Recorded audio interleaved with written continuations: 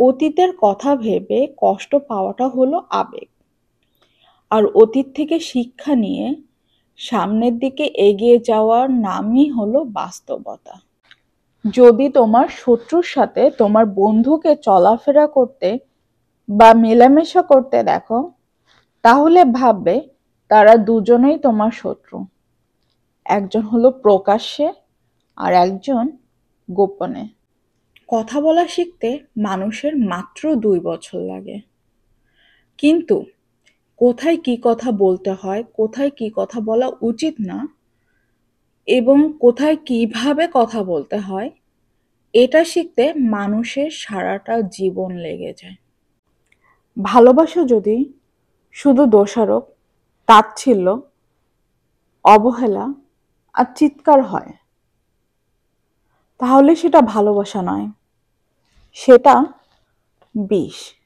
সন্তানকে বুঝতে না পেরে দমিয়ে রাখলে সে সন্তান শুধু বেঁচে থাকে, বাঁচে না। ভালোবাসার নামে নির্যাতন মেনে নেওয়া তোমার দায়িত্ব নয়। ভালো থাকাটা তোমার অধিকার। তোমার কথা সামনের মানুষের জন্য যেমন ঔষধ হতে পারে, তেমন বিষও। তাই কথা বলার আগে কাকে কি কথা বলতে হবে এটা একটু ভেবে দেখা উচিত। সব সম্পর্ক টিকিয়ে রাখতে হয় না, কিছু সম্পর্ক শেষ করে দিতে হয় নিজের অস্তিত্বকে বাঁচানোর জন্য। কখন কথা বলতে হবে আর কখন চুপ থাকতে হবে, এই দুটো জিনিস শিখতে মানুষের সারাটা জীবন লেগে যায়।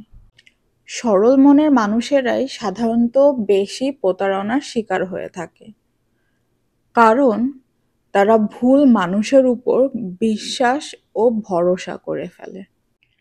আমি কারোর কাছে মিষ্টি না হতে পারি, কিন্তু কারোর পেছনে বিষ ছুরি না।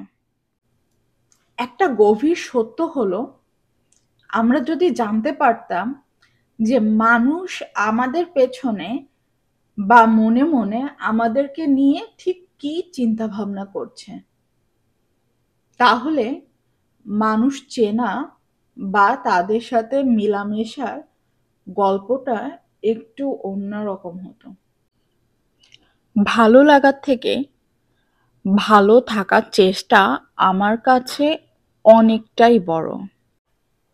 পথ চলার গল্পটা সবাইকে বললে কেউ না কেউ তোমার পথ চলাটা ঠিক আটকে দেবে।